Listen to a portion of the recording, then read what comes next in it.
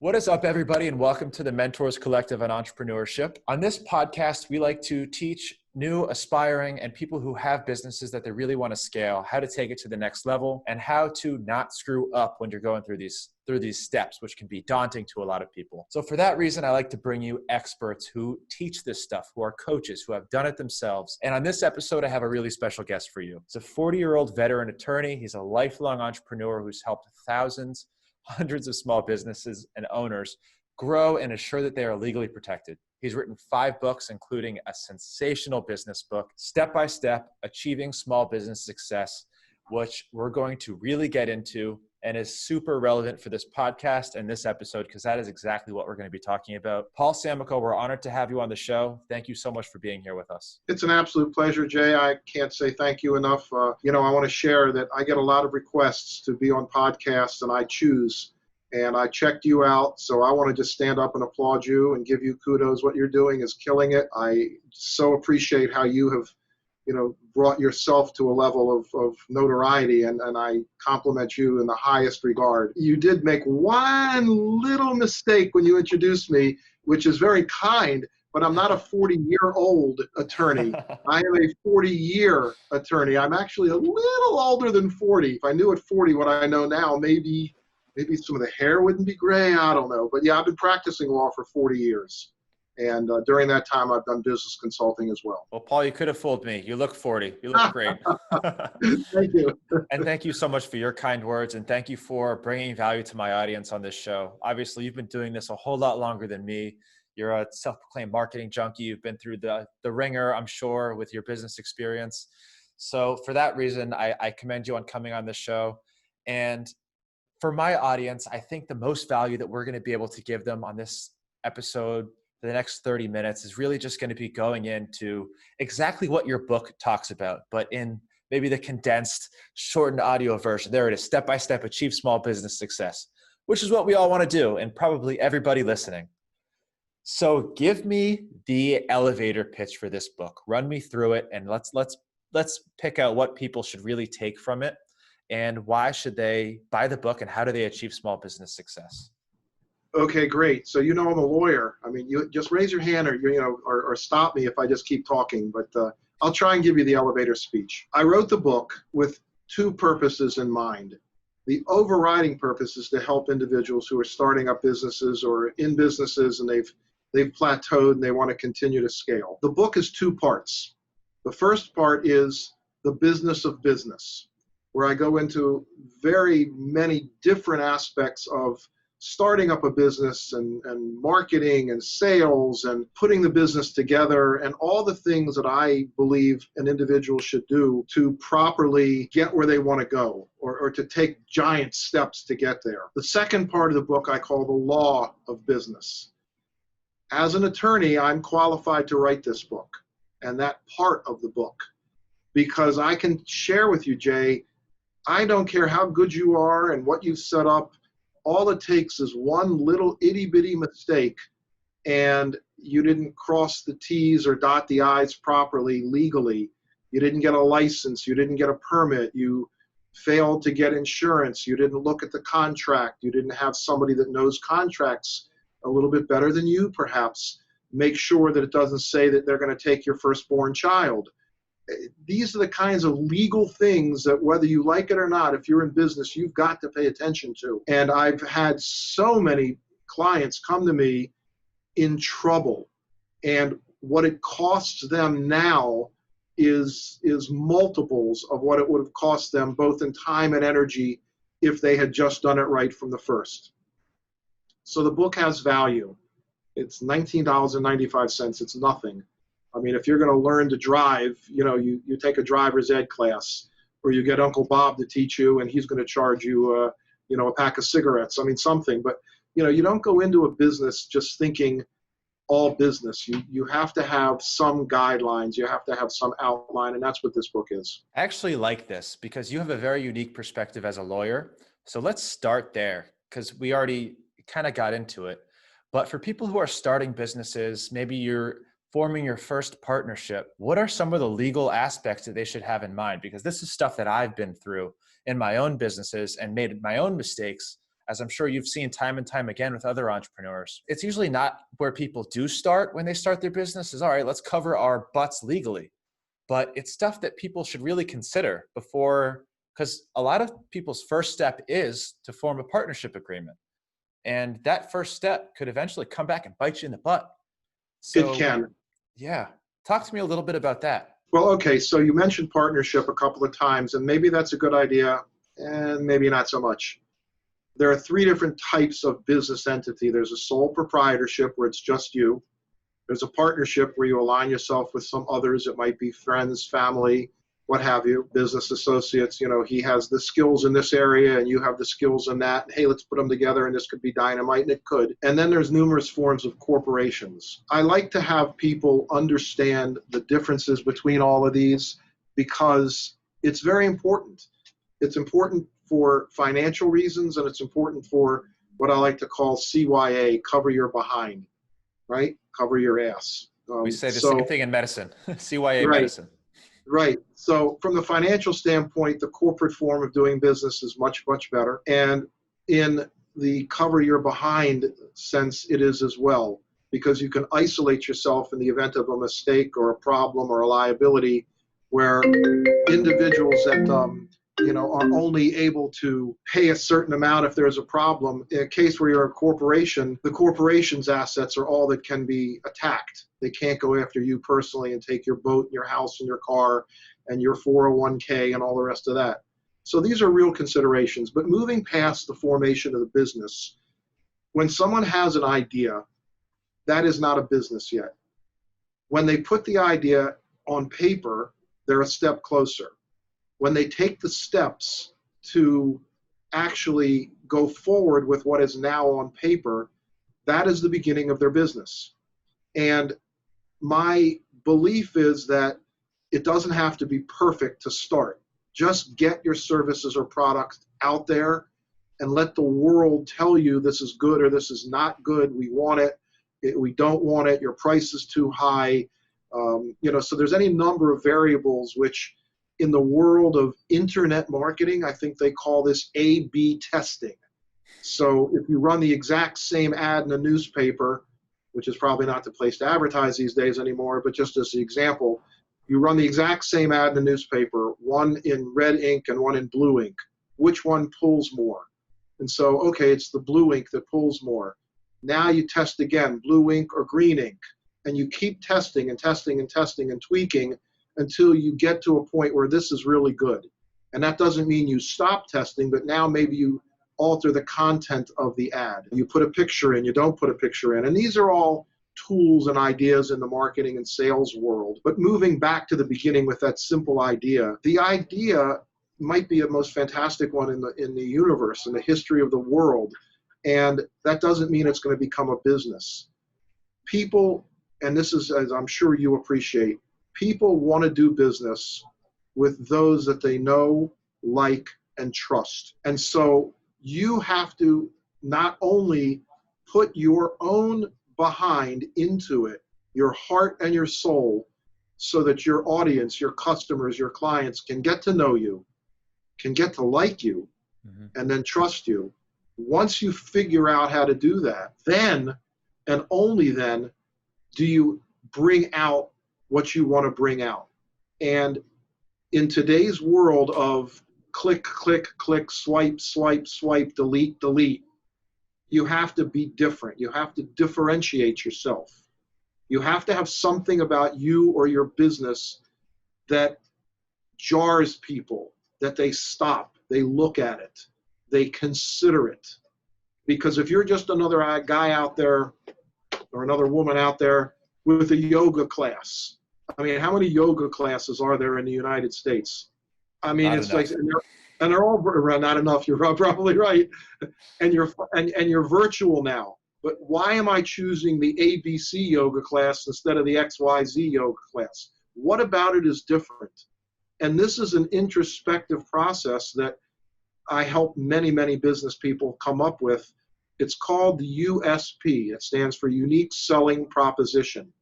What about you is different? Why am I coming to your yoga class? Why am I buying your bread? Why am I coaching with you? What about you? Okay, and so your unique selling proposition, your USP, we dive a little deeper. What is your why? What is your purpose? WHY, why? Why are you doing what you're doing?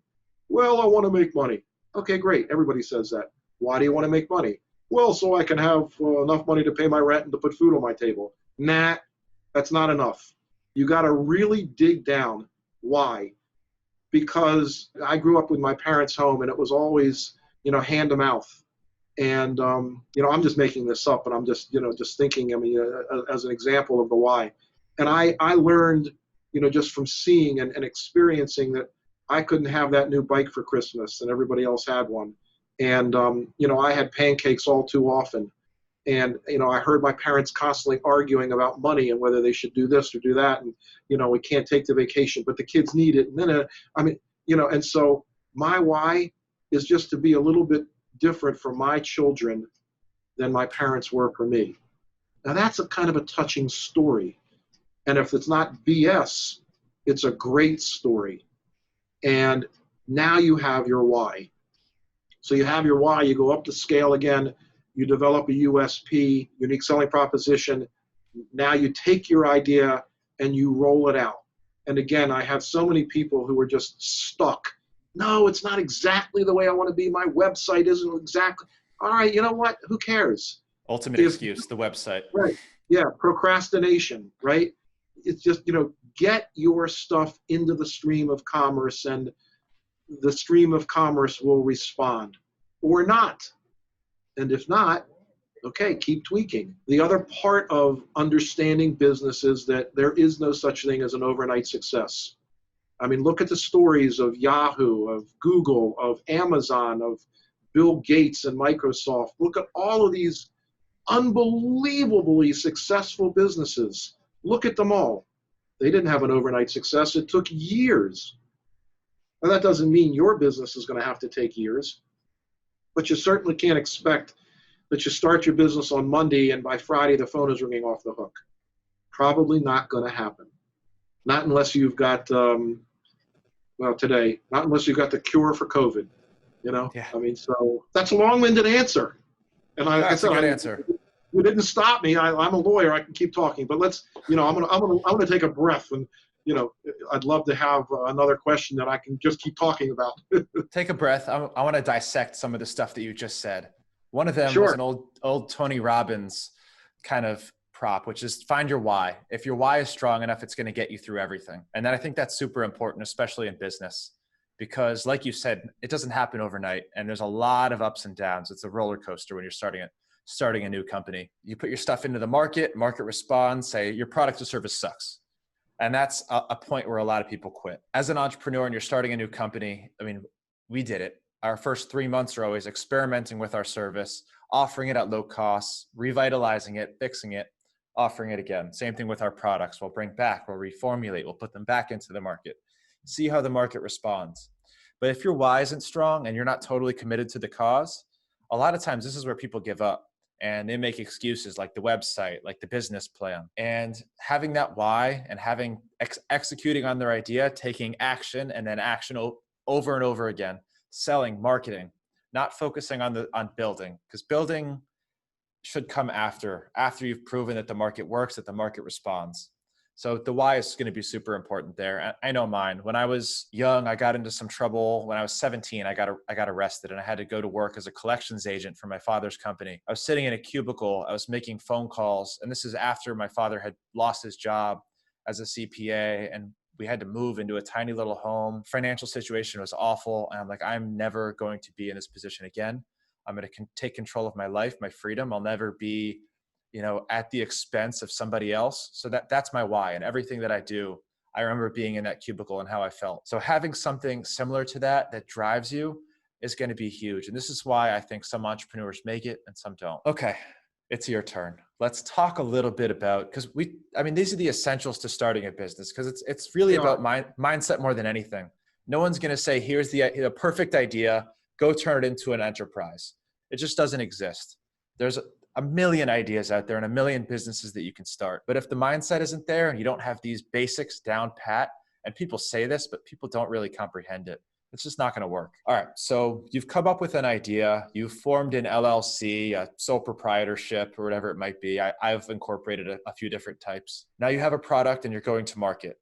You're a marketing junkie. Talk to me a little bit about the marketing behind how do you start when you have no money, and what's the ideal marketing when you do have some money? With no money, there's the world of social media.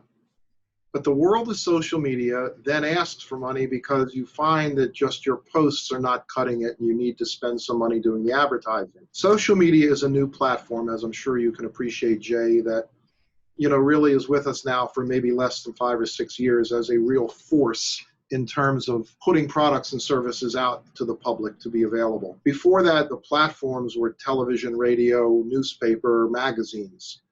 So social media is a good platform, but it's not the only platform.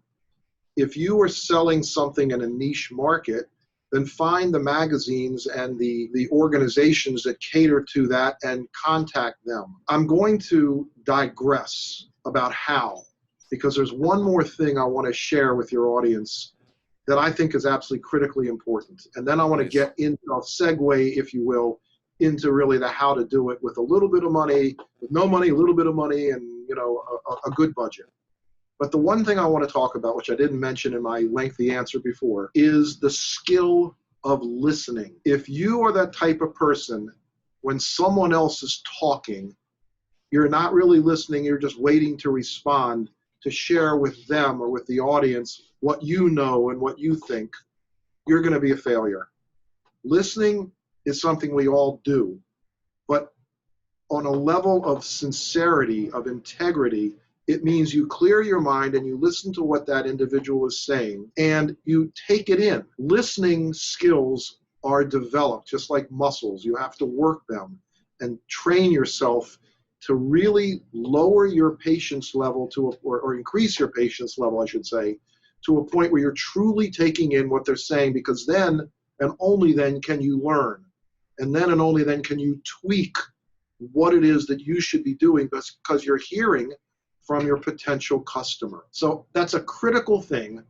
And if you are not someone who has that knowledge that you need to listen more and listen better, then maybe you're hearing this today from someone such as myself who's been there, done that, tried it and lost, and been there, done that and tried it and tweaked it and is better. For what it's worth, I think my experience has some value to some folks. Listening allows you to have better relationships, business and personal. Look, as a man, I'm a married man. I have a wonderful wife who's the salt of the earth, a fantastic woman. She wants to be heard. Women want to be heard. And if this makes me a pig because I'm saying women, not men, well, you know what? Men want to be heard too. But more often than not, a man will default by hearing the first 5 or 6 or 7 words of what a woman is talking about and try and solve the problem. He's not listening. That's the wrong approach. You need to listen fully. And then just an acknowledgement of what you've heard is extraordinarily valuable. And the same segues into business. All right, back to how you do this. I have a very unique approach with my business clients that I consult for. I get them into the world of speaking. Doesn't cost any money. There are groups galore. Now, COVID kind of put a little bit of a kibosh on this, but the world is going to have meetings again. Organizations, groups, societies are going to have meetings, and they all want speakers. And so what I do is I teach my clients how to speak. We all know how to speak, but we don't know that we know how to speak in front of groups. We're afraid of it. One of the best sayings that I constantly go back to is that, it's an adage that most people would rather die than get up and speak in front of an audience because they're so number one fear. Number one fear, right? Mm-hmm. And so the answer to that is, you know what? If I can talk to you across the kitchen table or on my couch or on the phone, I can get up in front of a group. You just have to understand that it really is the same thing. You don't have to be a polished speaker. You don't have to be a wordsmith. You just have to convey sincerity and integrity. And in doing that, you become knowable, likable, and trustable. People are going to want to hear a little bit about your story. The more I know about you, the more likely it is that I'm going to want to do business with you. Goodness gracious, how many emails do we get? I can do SEO for you, call me. Well, yeah, why should I call you? On the other hand, If that guy gave me 3 paragraphs about who he was or who she was and why their SEO is good and what their story is, I might consider it. I might. But a 1 sentence, I'm going to do SEO for you, I can get you on the top page of Google. Yeah, right. Okay, click, delete. And so speaking to an audience to 10, 15, 20 people or 300 people, when you have the microphone, you make the money. Because afterwards, you inevitably get people who are going to come over and say, you know, I really like what you said. I really liked how you presented. You seem like a really good guy. Could I work with you? Well, as a matter of fact, yes, you can. And so that's what I like to get people involved in. And it takes a little bit, you know, it's not the quickest way, like posting on social media or going on TV or radio. Those are expensive propositions, the TV and the radio, the media, very expensive. And you're going to the whole world that's listening, and you're hoping you get a finite number of people that are interested in what you have, which is why social media, you know, Facebook targeting ads and Instagram and LinkedIn and Twitter and, you know, all the different programs and platforms, on some level, they allow you to reach that exact group of people you're looking for. And then you do need to spend a little money. You do. I mean, just the post might get you there, but comparatively on social media, it's so much less expensive. For pennies, you can reach thousands of people who are pre-screened and want what you're offering. So that's really the first way that I would suggest someone with no money or a very little bit of money begin their process. It's there. Why not use it? Yeah. And again, I mean, this is a 30-minute show. I don't know where we are, but I could keep talking I could talk until Christmas about this stuff. Same thing. But marketing, I could go on all day. That interests me a bit. We actually, I mean, one of our things, we're PR. We get people on TV. It does good. It's great for credibility, authority. How do you approach getting your clients on stage? Let's just test Paul now. Give me a topic. What is your product or service? And I'm going to tell you how to go find speaking engagements for that. It's the same. It translates anywhere. But give me a topic. Tell me something that you want to sell or consult about. Let's use me. I run a 25-person PR agency, and we want to sell thought leaders on being their publicist and getting them into the media, getting them into TV and podcast bookings and things like that. How do you get me on TV? You're going to go, well, it's not TV. You're going to get speaking. Okay. You're going to call chambers of commerce, because those are all business people. You're going to look into the men's and the women's business associations. And in your market, I think you told me you're in Florida someplace. Yes. You go into the internet and you type in, you know, your city chamber of commerce, and you go to 4 or 5 around your city. You type in men's organizations, you type in women's organizations, business leader organizations with a degree. You don't have to be rocket science smart, but with a degree of thought, you can find organizations where there are business people. And then for you, and again, I'm not going to, you know, and I don't recommend these networking groups where everybody gets to introduce themselves and for 3 minutes tell you what I do. That's junk. It doesn't work. But if you can get a microphone in front of you for 30 minutes, 25 minutes, 45 minutes, you're gold. Because what happens is you are then going to promote, listen, Mr. Business Owner or Miss Business Owner, I am a PR guy. And what I'm going to do for you, oh my God, so you're going to make a presentation. And what I do is help you define that presentation. I'm not going to give you the words. I'm going to give you an outline. And then you and I are going to get on a Zoom or Google Meet or whatever, and you're going to do it 10, 15, 20 times for me. And then we're going to go and put you into these organizations where you're going to speak. And I guarantee you at the end of your presentation, you're getting 2, 3, 4, 5, 10 people coming up to you and saying, Jay, God, where do I sign up with you? Now, you're not going to go to the Athletic Association. You're not going to go to Association for individuals who sell sneakers. Expectant mothers. Expectant mothers, right. The Peach Grower Association of Kansas City. That's not for you. Again, what is your product or service? who is interested in that product or service in your market and surrounding markets. And you just go from speech to, and so, okay, how do you get in front of these groups? Now you've identified them. How do you get in front of them? Hi, this is Jay. This is who I am, and this is what I do. Would you be interested in me coming in to be a speaker? You bet we would. We've been looking for speakers for the last 4 months, and we only got one guy, and he was selling shoes, and that's got nothing to do with our organization. Oh, when can you come? We have a meeting next Tuesday. People are screaming. They're dying for speakers. Jay, you don't charge anything. Absolutely not. But I do have this book here that at the back, I would like to just get paid for, my costs. You're not making any money on the book, believe me. But if you get $10 for your book and it costs you $8.50 to print it, fine, big deal. The book is another marketing thing, by the way. People give out a business card. I give out a book. Yeah. Wow. It's in my future somewhere. Right. Who throws away a book? Nobody. Mm-hmm. Nobody. It sits on their coffee table. It sits on their end table.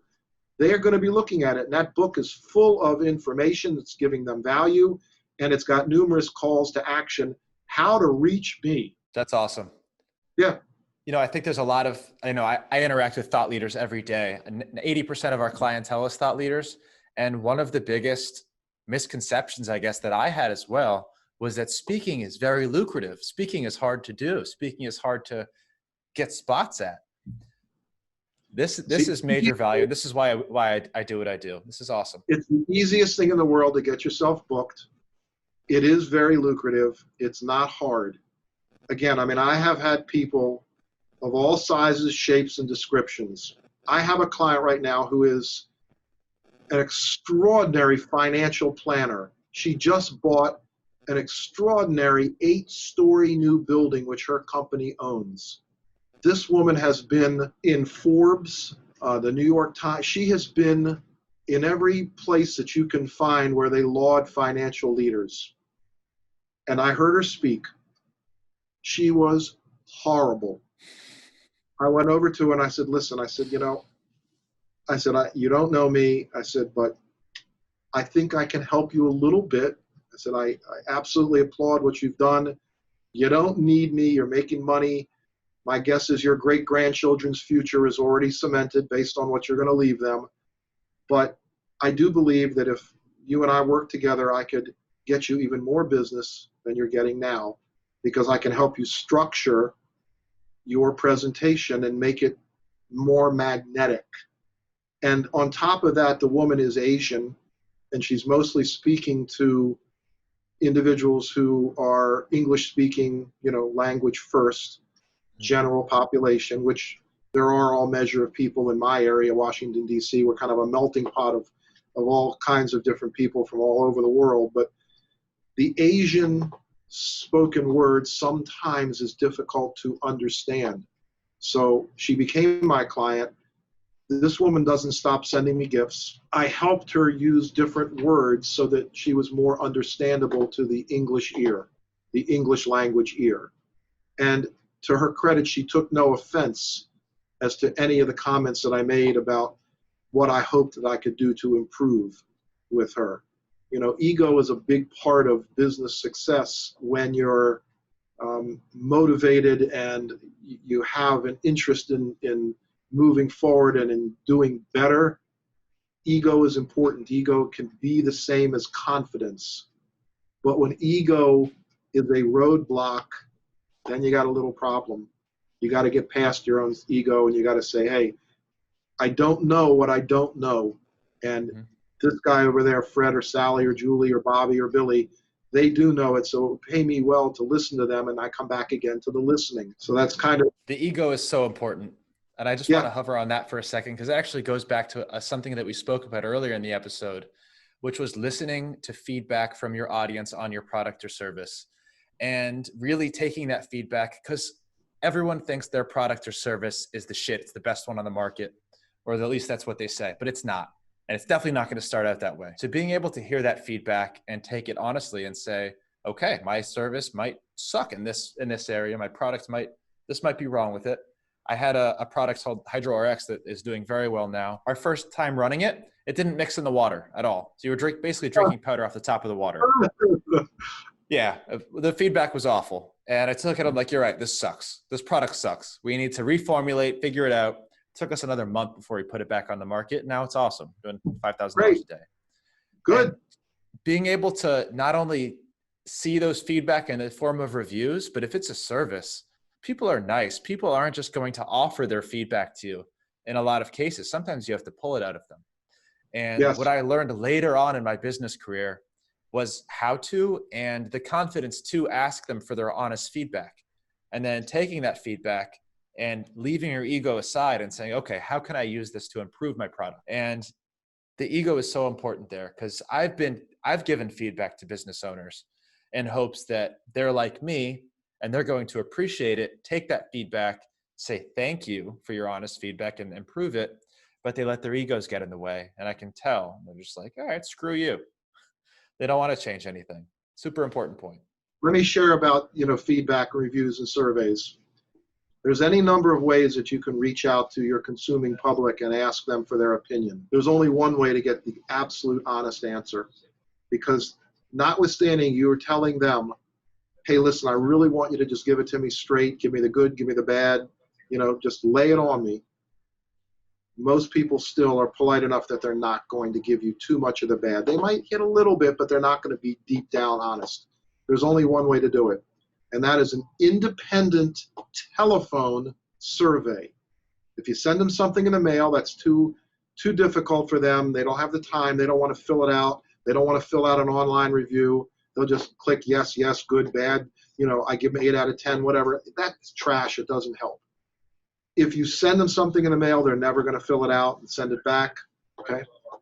You have to call up, not you. You hire Fred or Sally to make a phone call. Hi, I'm calling on behalf of Dr. J. We're an independent organization, and you script the questions, and they ask, and they get the answers, and then you will get real, live, good, workable data that you can use. And I found that's the absolute only way to get honest information. Telephone surveys. That's it. That is a golden nugget that I never even thought of, that I'm going to try applying to my current service. I think that's awesome. Right. And it doesn't cost very much. I mean, you pay $150, $200 a month to have, some independent group, call up and do this, for you. Yeah, and that feedback is some of the most important thing you'll receive as a business, because you don't know where your own blind spots are. Your customers do in most cases. Okay, I just did a massive rewind on pulling feedback and ego, but is there anything that you can do to, I guess, shed the ego, or as an entrepreneur, things that you should keep in mind throughout your business in terms of, taking that feedback and putting your ego aside for the growth of your own company?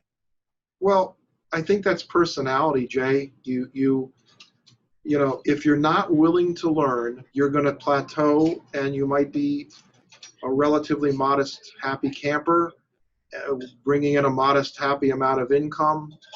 But if you truly are concerned about giving out the best product or the best service, you have to look inside, you have to look at the mirror and see that guy and say, I don't know what I don't know. Mm-hmm. You have to develop that mentality and just take ego and put it on the shelf. Now, when someone comes in and compliments you, oh my God, this is unbelievable. This is fantastic. Sure, take it all in. Rejoice in the compliment and offer up your sincere appreciation for that compliment. You deserve it. You earned it. But that doesn't mean that you're coasting for the rest of the day or the week or the month or the year. Good, you got a compliment. You might get 50 compliments. I don't know anybody that's perfect. The most prolific, amazing basketball player in the history of the planet, Michael Jordan. And if anybody wants to argue with me, they're going to lose. I'm with you on that one. Okay. It's not Kobe Bryant. It's not LeBron. They're great players in their own right, but they are not on Michael Jordan's level. I don't know exactly what the statistic is, but Michael Jordan failed every time he took a shot about 65% of the time. I think his lifelong average on hitting shots was about 30, 35%. So what does that tell you? That tells you that if he's failing 60, 65% of the time, 70% of the time, it tells you, he should be practicing more. And is there anybody in history who practiced more than Michael Jordan? Doesn't exist. That's why he was hitting 30, 35% of his shots. And I don't know that he has the most percentage, the highest percentage of shots made in the NBA. I don't know, but when it counted, there's nobody else you wanted to put the ball in their hands. And it's because of practice and practice and practice and listening to those people that can help him. Hey, Michael, don't shuffle your feet 3 times, only shuffle your feet 2 times before you, plant and take the shot. I mean, I'm making that up. I don't know what he was told. If I did, I might have had a basketball career. Who knows? I'm only 6 feet. I could have never had a basketball career. Not sure. No matter how good you are, you just have to be able to assimilate that into your process and move with that new and better, hopefully, information. And if it's not better, that's okay. I have, in my law practice, I have 17 employees, and they are all encouraged to come in and give me any idea about any aspect of my law practice, be it how we work with the clients, the forms that we use, the communications process, the marketing, anything. And I listen to these. Every single day, I've got at least 3 or 4 of my staff giving me some idea. Hey, Paul, what about this? What about that? And I listen to it, and I truly think about it. And then 3, 4, 5 weeks later, they see that it has not been implemented. And I go over and I put my arm around them and I say, listen, thank you for that idea. And here's why I don't believe I'm going to try it. And that's okay. They're not deterred because I have got them to a point where they appreciate that if they give me 100 ideas in a year and I use one of them, that I can't do enough to just keep kissing and hugging and praising them. I mean, they crave the acknowledgement, they crave the recognition, and they keep giving it to me. So in my own law practice, I am asking for ideas over and over and over again to get better, to be faster, more efficient, to create better results. If my mindset isn't there, I wouldn't be where I am. And quite frankly, I mean, I'm not in any way trying to impress anybody, particularly you, but I'm an attorney now 40 years, and I have a dream law practice. My law practice for the last 20 years, at least half of my career, every single year has grown, and 20 years ago was a multi-million-dollar law practice. So, this is not because I'm such a genius. It's because I do have some good ideas, but because I'm listening to others. That's amazing. And I just want to pull some final golden nuggets out of what you just said. And going back to your Michael Jordan reference, no one practiced harder, and it takes the practice to hit those 30% numbers. The same thing goes for entrepreneurship. And I know I'm still a baby entrepreneur. I still consider myself very new, very young. I make leaps and bounds every year. But when I started, I sucked. There was something in me that wanted to keep going, and I'm glad I did. But I am not the entrepreneur that I was last year or 5 years ago. And I can't even imagine where I'm going to be 40 years from now. But just like anything, entrepreneurship takes practice, and you need to keep practicing and evolving and learning. That's where mentors come into a huge part of it, whether comparing to Michael Jordan's coach and being able to listen and take feedback. I have amazing mentors. I have amazing coaches. I take the courses, I go to the conferences, and I take massive action in my own business. And that's what you need to do as an entrepreneur. Absolutely. Yep, absolutely. Paul, is there anything final that you want to leave with the audience? Obviously, I'm going to link all of your stuff in the bio and in the show notes. So if anyone wants to connect with Paul, it's going to be paul@thebusinessanswer.com. His book, Step by Step, Achieve Small Business Success. I'm going to put the link to that in there as well. But please give my audience, I know we've already had a lot of really powerful golden nuggets of knowledge and powerful mentorship advice for people starting businesses. But is there anything final that you would like to leave with them? Yeah. Let me talk about what I consider to be one of the most important things in marketing. I earlier talked to you about that people want to do business with those they know, like, and trust. I think the number one thing in today's world is honesty and sincerity and integrity. The moment that you go off of that thin line of honesty, sincerity, integrity. The moment you step over and try and BS somebody, you've lost them forever. I don't care if you are not a physically attractive person. I don't care if you don't speak eloquently. I don't care. If you don't speak eloquently and if you are not a physically attractive person, and by the way, I don't think there is such a thing. I think everybody is beautiful, and I'm no BSing here because, as my mother once told me, every pot has a top. So your mother thinks that you're physically attractive, and there is someone out there for you who also thinks that you're physically attractive. But I mean that in the sense that, you get people who say, well, I don't want to be the spokesperson because I'm not that handsome or I'm not that attractive or pretty. That's ridiculous. So you could be that person who isn't in your own mind and who doesn't speak eloquently, but if you give information in an honest way and you put out there what you're doing and you explain why it's important and why it'll help and you differentiate yourself with a good USP and you're honest, your integrity is at the highest level, you're sincere, you will succeed. The moment you say something which is not accurate, which is exaggeration, it will be understood to be that, and it's click, delete, swipe, goodbye. So what is amazing about the world is that it's now at that level of consciousness that BS doesn't fly anymore. It doesn't fly anymore. Just be yourself. Put it out there with your heart and your soul. Don't exaggerate. That doesn't mean you have to, make it less than it is, but just put it out there the way it is and you will be successful. Just be yourself. That is the number one thing that I can tell anybody about being out there in the world. I mean, we were children and we were craving for attention, so we cried. Mommy and daddy came to us because we were crying. So we know how to get attention, but we also learned as little kids, hey, if I cry, mommy or daddy will come over. And soon enough, mommy and daddy found out that the cry was BS. Well, okay, let the kid sit there and cry. He's not going to cry too much longer because the diaper isn't really wet or he really doesn't need food. So the boy who cried wolf, we remember that story, So honesty, that's it. Yeah. Like Warren Buffett said, it takes years to build a reputation and 1 second to ruin it. And it's never absolutely. been more true. It is. That's exactly right. Especially with the internet. Yeah. Oh, man. Paul, this was an awesome show. It was an absolute honor to have you on here. And I hope that we can do this again sometime and really dive into marketing. Because I love marketing. You love marketing. Yeah. We probably have a lot of different stuff that we could talk about. So it would be a blast. And if you're not already following the Mentors Collective, please subscribe to the show. Please drop us a review. And please connect with Paul.